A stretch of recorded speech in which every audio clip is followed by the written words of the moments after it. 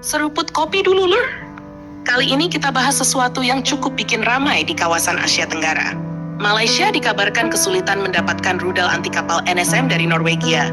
Sementara di sisi lain, Australia justru makin dekat kerjasama dengan Norwegia, sampai tahap produksi rudal di dalam negeri mereka sendiri. Nah, di sini muncul pertanyaan menarik, kenapa Malaysia tidak mencoba jalur lain seperti membeli dari Australia saja, yang secara geografis lebih dekat, dan hubungan militernya juga cukup erat. Begini, Lur. Cerita NSM atau Naval Strike Missile ini sebenarnya sudah cukup lama. Malaysia sejak tahun 2018 memang sudah menandatangani kontrak pembelian sistem rudal NSM dari perusahaan Norwegia, Kongsberg Defence and Aerospace. Rudal ini rencananya dipasang di kapal Littoral Combat Ship atau LCS milik TLDM. NSM sendiri bukan rudal sembarangan. Rudal ini terkenal karena kemampuan sea skimming alias terbang rendah di atas permukaan laut, sulit dideteksi radar, dan punya akurasi tinggi. Image masalah mulai muncul setelah perang Ukraina dan tensi geopolitik global meningkat. Negara-negara barat mulai lebih ketat mengontrol ekspor teknologi pertahanan mereka. Di saat itulah muncul kabar bahwa lisensi ekspor NSM ke Malaysia mengalami hambatan. Akibatnya, proyek pengadaan yang sudah berjalan bertahun-tahun jadi makin rumit.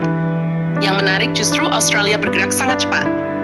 Australia bukan hanya membeli NSM, tapi juga membangun kerjasama industri pertahanan langsung dengan Norwegia. Bahkan produksi dan perawatan rudal akan dilakukan di Australia sendiri. Ini langkah yang sangat strategis, karena Australia tidak mau tergantung penuh pada pasokan luar negeri saat konflik besar terjadi. Image. Kalau dipikir-pikir memang muncul logika sederhana. Kenapa Malaysia tidak ambil jalur lewat Australia saja?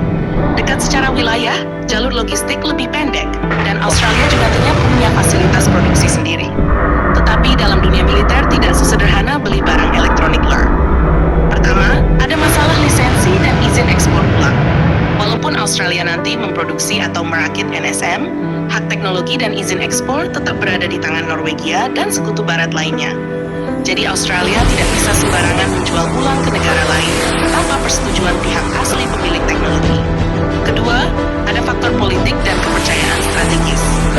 Dalam dunia pertahanan, negara penjual akan melihat posisi geopolitik negara pembeli. Mereka akan menghitung hubungan diplomatik, stabilitas kawasan, hingga arah kebijakan luar negeri negara tersebut. Karena itu, kadang negara yang secara geografis dekat belum tentu mudah mendapat akses teknologi tertentu. Ketiga, Australia sendiri sedang fokus memperkuat militernya menghadapi situasi Indo-Pasifik yang makin panas. Mereka sedang mempercepat penguatan angkatan laut, pertahanan pantai, dan stok rudal jarak jauh. Jadi prioritas produksi awal kemungkinan besar untuk kebutuhan domestik Australia dulu. Nah, sekarang kita masuk ke analisis menariknya, Lur. Kalau benar Australia berhasil memproduksi NSM secara besar-besaran di dalam negeri, maka Australia bisa menjadi pusat distribusi rudal modern di kawasan selatan Pasifik. Ini akan memperkuat posisi Canberra sebagai salah satu pemain utama pertahanan regional. Sementara itu Malaysia menghadapi dilema. Kapal LCS mereka butuh sistem senjata modern agar benar-benar efektif. Tanpa rudal anti kapal utama, kemampuan tempur kapal akan terasa kurang maksimal. Karena dalam perang laut modern, rudal anti kapal adalah salah satu senjata utama penentu kemenangan. Malaysia sebenarnya punya beberapa opsi. Bisa tetap menunggu jalur NSM dibuka kembali.